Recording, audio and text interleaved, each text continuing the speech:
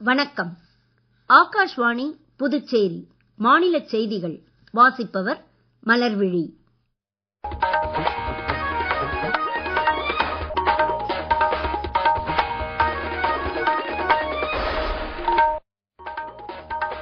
தலைப்புச் செய்திகள். காஷ்மீர் முதல் கன்னியாகுமரி வரை நாட்டின் எல்லா பகுதிகளும் தற்போது ரயில்வே கட்டமைப்பின் கீழ் கொண்டுவரப்பட்டுள்ளதாக பிரதமர் திரு நரேந்திர மோடி தெரிவித்துள்ளார். ரிசர்வ் வங்கி இதர வங்கிகளுக்கு வழங்கும் குறுகிய கால கடன்கள் மீதான ரெப்போ வட்டி விகிதம் 5.5% குறைக்கப்பட்டுள்ளது. மத்திய தகவல் ஒலிபரப்புத்துறை இணை அமைச்சர் டாக்டர் எல் முருகன் வரும் 9ஆம் தேதி புதுச்சேரியில் மாநில சட்டப்பேரவைக்கான தேசிய விதான் செயலியை தொடக்கி வைக்கிறார். வேளாண் வளர்ச்சிக்கான மத்திய அரசின் பிரச்சார இயக்கம் இன்று புதுச்சேரியில் கொடாத்தூர், மணவெளி, குமாரபாளையம், சேந்தநத்தம், சுத்துக்கேணி உள்ளிட்ட கிராமங்களில் நடைபெற்றது. இனி விரிவான செய்திகள். காஷ்மீர் முதல் கன்னியாகுமரி வரை நாட்டின் எல்லா பகுதிகளும் தற்போது ரயில்வே கட்டமைப்பின் கீழ் கொண்டுவரப்பட்டுள்ளதாக பிரதமர் திரு நரேந்திர மோடி தெரிவித்துள்ளார். இன்று ஜம்மு காஷ்மீரின் கத்ரா பகுதியில் செனாப் ஆற்றுப்பாலம் மற்றும் அஞ்சிகட் பாலத்தை திறந்து வைத்து பேசுகையில் அவர் இவ்வாறு கூறினார். இவ்விழாவின் போது மொத்தம் 46,000 கோடி ரூபாய் மதிப்பில் பல்வேறு வளர்ச்சித் திட்டங்களை பிரதமர் தொடக்கி வைத்து வேறு பல திட்டங்களுக்கு அடிக்கல் நாட்டினார். வைஷ்ணோ தேவி கோவிலுக்கு செல்லும் பக்தர்களுக்கான 2 வந்தே பாரத் ரயில்களையும் அவர் கொடியசைத்து தொடக்கி வைத்தார். புதிய திட்டங்களால் ஜம்மு காஷ்மீரின் வளர்ச்சிக்கு புதிய உத்வேகம் கிடைக்கும் என்றும் செனாப் மற்றும் அஞ்சிகட் பாலங்கள் ஜம்மு காஷ்மீரின் வளத்திற்கான தலைவாசலாக திகழும் என்றும் பிரதமர் கூறினார். இந்தியா கடந்த 11 ஆண்டுகளில் சேவை, நல்லாட்சி, ஏழைகள் நலன் என்ற கொள்கைகளின் அடிப்படையில் புரட்சிகரமான பல மாற்றங்களை சந்தித்துள்ளது. இந்த 11 ஆண்டுகளில் பல்வேறு முக்கிய துறைகளில் அரசு மேற்கொண்ட முக்கிய முயற்சிகள் குறித்து ஆகாஷ்வாணி சிறப்பு தொடர் ஒன்றை வழங்குகிறது. அந்த வரிசையில் நாட்டின் தொன்மை கால பெருமிதங்களை புதுப்பித்துக் கொள்ள ஏதுவாக கலாச்சார மரபுகளை பேணி காப்பதில் முக்கிய கவனம் செலுத்தப்பட்டது குறித்து ஒரு செய்தி தொகுப்பு.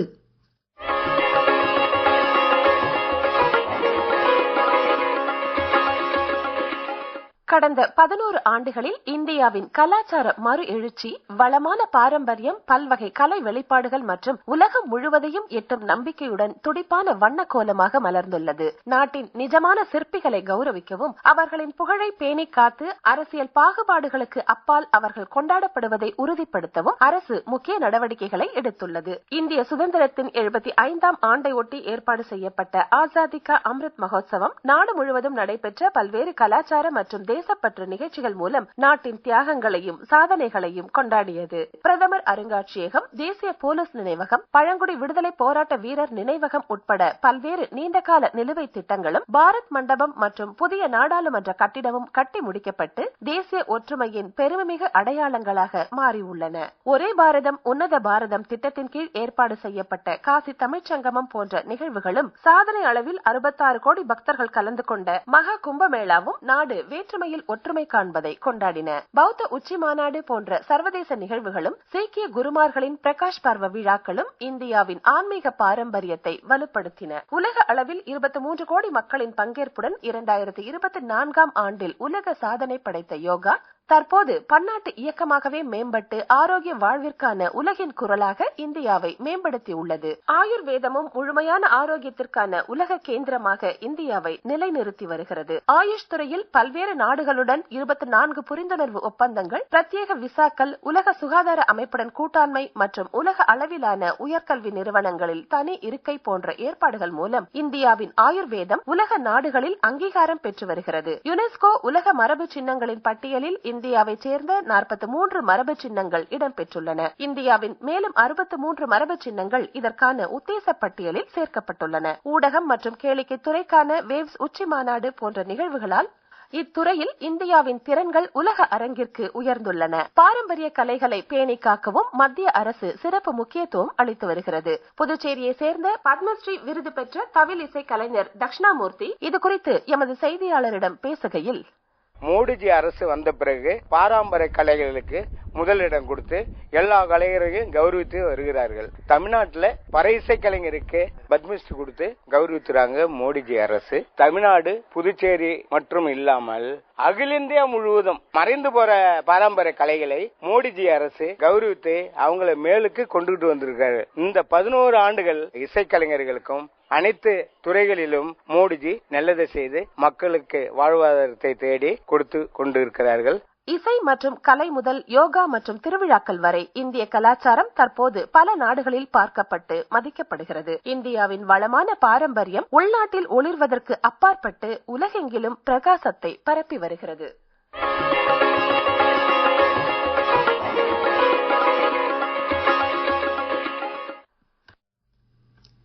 நீங்கள் கேட்டுக்கொண்டிருப்பது மாநில செய்திகள். ஆகாஷ்வாணி செய்திகளை நேயர்கள் உடனுக்குடன் தெரிந்து கொள்ள எமது புதுச்சேரி மண்டல செய்தி பிரிவின் சமூக ஊடகங்களான @airnewspuduவை என்ற எக்ஸ் பக்கத்தையும், all India radio news Puducherry என்ற பேஸ்புக் பக்கத்தையும், @RNU புதுச்சேரி என்ற யூடியூப் சேனலையும் அணுகலாம். செய்திகள் தொடர்கின்றன. ரிசர்வ் வங்கியின் பணக்கொள்கை குழு இதர வங்கிகளுக்கு ரிசர்வ் வங்கியால் வழங்கப்படும் குறுகிய கால கடன்கள் மீதான ரெப்போ வட்டி விகிதத்தை 5.5% 50 அடிப்படை புள்ளிகள் குறைத்து அறிவித்துள்ளது. ரிசர்வ் வங்கி ஆளுநர் திரு சஞ்சய் மல்ஹோத்ரா பணக்கொள்கை குழுவின் கூட்டத்திற்கு பின்னர் இன்று மும்பையில் செய்தியாளர்களிடம் இதை அறிவித்தார். வளர்ச்சியை தூண்டும் அதே வேளை நுகர்வோர் விலை குறியீட்டு எண் அடிப்படையிலான பணவீக்கத்தை ஏறத்தாழ 4% அளவில் கட்டுப்படுத்துவதான நடுத்தர கால இலக்கை எட்ட ஏதுவாக வட்டி விகிதம் குறைக்கப்படுவதாக அவர் கூறினார். நடப்பு நிதியாண்டில் பணவீக்கம் பற்றிய ரிசர்வ் வங்கியின் கணிப்பு 4% இருந்து 3% குறைக்கப்பட்டுள்ளதாகவும், வளர்ச்சி விகிதம் பற்றிய கணிப்பு 6.5% ஏற்கனவே உள்ள அளவில் நீடிப்பதாகவும் ரிசர்வ் வங்கி ஆளுநர் தெரிவித்தார். மத்திய தகவல் ஒலிபரப்புத்துறை இணை அமைச்சர் டாக்டர் எல் முருகன் வரும் 9ஆம் தேதி புதுச்சேரியில் மாநில சட்டப்பேரவைக்கான தேசிய விதான் செயலியை தொடக்கி வைக்கிறார். துணைநிலை ஆளுநர் திரு கைலாஷ்நாதன், முதலமைச்சர் திரு ரங்கசாமி, சட்டப்பேரவைத் தலைவர் திரு ஆர் செல்வம் மற்றும் சட்டமன்ற உறுப்பினர்கள் இவ்விழாவில் பங்கேற்க உள்ளனர். இது குறித்து ஒரு செய்தி தொகுப்பு. புதுச்சேரியில் அண்மையில் முடிவடைந்த 15வது சட்டமன்றத்தின் 6வது கூட்டத்தொடரின் போது துணைநிலை ஆளுநர் உரை, முதலமைச்சரின் பட்ஜெட் உரை, அவையின் அலுவல் பட்டியல்கள் மற்றும் உறுப்பினர்களின் கேள்விகளுக்கான அரசின் பதில்கள் தேசிய விதான் செயலியில் பதிவேற்றம் செய்யப்பட்டு பரிசோதிக்கப்பட்டது. விதான் செயலியின் பயன்பாடு குறித்து சட்டமன்ற உறுப்பினர்கள் மற்றும் அரசு துறை அதிகாரிகளுக்கு பயிற்சி அளிக்கும் பணிகளும் ஏற்கனவே தொடங்கியுள்ளன. ஒரே நாடு ஒரே செயலி என்ற பிரதமர் திரு நரேந்திர மோடியின் தொலைநோக்கு பார்வையின்படி நாடாளுமன்ற விவகாரங்கள் துறை அமைச்சகம் மூலம் தயாரிக்கப்பட்ட தேசிய விதான் செயலி 28 மாநில சட்டமன்றங்களில் ஏற்கனவே பயன்படுத்தப்படுவதும், புதுச்சேரியில் இந்த செயலியின் பயன்பாடு தொடங்கியவுடன் மாநில சட்டமன்றம் காகித பரிமாற்றம் இல்லாத முழுமையான டிஜிட்டல் அவையாக மேம்படும் என்பதும் குறிப்பிடத்தக்கது. வேளாண் வளர்ச்சிக்கான மத்திய அரசின் விக்சித் கிருஷி சங்கல்ப அபியான் பிரச்சார இயக்கம் இன்று புதுச்சேரியில் கொடாத்தூர், மணவெளி, குமாரபாளையம், சேந்தநத்தம், சுத்துக்கேணி உள்ளிட்ட கிராமங்களில் நடைபெற்றது. கால்நடை பராமரிப்புத்துறை நிபுணர் டாக்டர் PT சித்ரா, மத்திய உவர்நீர் மீன் வளர்ப்பு ஆராய்ச்சி கழகத்தை சேர்ந்த விஞ்ஞானி டாக்டர் வித்யா ராஜேந்திரன் உள்ளிட்டோர் கால்நடை வளர்ப்பு, தீவன நிர்வாகம், மீன் வளர்ப்பு, மீன் கழிவு மேலாண்மை குறித்தும் மண்வள அட்டையின் முக்கியத்துவம் குறித்தும் விழிப்புணர்வு தகவல்களை விவசாயிகளுக்கு வழங்கினர். 191 பெண் விவசாயிகளும் 136 ஆண் விவசாயிகளும் இந்நிகழ்ச்சியில் கலந்து கொண்டு பயன்பெற்றனர். காரைக்காலில் நிரவி, திருவேட்டக்குடி மற்றும் விழுதியூரில் இதே போன்ற பிரச்சார நிகழ்ச்சிகள் நடைபெற்றன. புதுச்சேரியில் முன்னாள் முதலமைச்சர் வெங்கட சுப்பா ரெட்டியார் நினைவு நாளான இன்று அன்னாரின் சிலைக்கு பொதுப்பணித்துறை அமைச்சர் திரு லட்சுமி நாராயணன், சட்டப்பேரவை துணைத் தலைவர் திரு ராஜவேலு, சட்டமன்ற உறுப்பினர் திரு பாஸ்கர் என்கிற தட்சிணாமூர்த்தி ஆகியோர் அரசு சார்பில் மாலை அணிவித்து மரியாதை செலுத்தினர். சுயமரியாதை சுடர் MA சண்முகம் நினைவு நாளும் இன்று அனுசரிக்கப்படுவதையொட்டி அன்னாரின் சிலைக்கும் அமைச்சர் திரு லட்சுமி நாராயணன் உள்ளிட்டோர் அரசு சார்பில் மாலை அணிவித்து மரியாதை செலுத்தினர். தென்னிந்திய பகுதிகளின் மேல் வளிமண்டல கீழடுக்கு சுழற்சி நிலவுவதால் தமிழகத்தில் ஒரு சில இடங்களிலும் புதுச்சேரியிலும் மேலும் சில நாட்களுக்கு லேசானது முதல் மிதமான மழை நீடிக்கலாம் என எதிர்பார்க்கப்படுகிறது. வரும் 10ஆம் தேதி கடலூர், கள்ளக்குறிச்சி, விழுப்புரம் மாவட்டங்களில் ஓரிரு இடங்களிலும் புதுச்சேரியிலும் கனமழைக்கு வாய்ப்பு இருப்பதாக வானிலை அறிக்கையில் தெரிவிக்கப்பட்டுள்ளது. வரும் 8ஆம் தேதி வரை ஒரு சில இடங்களில் அதிகபட்ச வெப்பநிலை இயல்பை விட 2 முதல் 3 டிகிரி வரை அதிகமாக பதிவாகலாம் என்றும், வெப்பநிலையும் ஈரப்பதமும் அதிகமாக இருக்கும் நிலையில் அசௌகரியம் ஏற்படலாம் என்றும் தெரிவிக்கப்பட்டுள்ளது. மீண்டும் தலைப்புச் செய்திகள். காஷ்மீர் முதல் கன்னியாகுமரி வரை நாட்டின் எல்லா பகுதிகளும் தற்போது ரயில்வே கட்டமைப்பின் கீழ் கொண்டு வரப்பட்டுள்ளதாக பிரதமர் திரு நரேந்திர மோடி தெரிவித்துள்ளார். ரிசர்வ் வங்கி இதர வங்கிகளுக்கு வழங்கும் குறுகிய கால கடன்கள் மீதான ரெப்போ வட்டி விகிதம் 5.5% குறைக்கப்பட்டுள்ளது. மத்திய தகவல் ஒலிபரப்புத்துறை இணை அமைச்சர் டாக்டர் எல் முருகன் வரும் 9ஆம் தேதி புதுச்சேரியில் மாநில சட்டப்பேரவைக்கான தேசிய விதான் செயலியை தொடக்கி வைக்கிறார். வேளாண் வளர்ச்சிக்கான மத்திய அரசின் பிரச்சார இயக்கம் இன்று புதுச்சேரியில் கொடாத்தூர், மணவெளி, குமாரபாளையம், சேந்தநத்தம், சுத்துக்கேணி உள்ளிட்ட கிராமங்களில் நடைபெற்றது. இத்துடன் இந்த செய்தி அறிக்கை நிறைவு பெறுகிறது.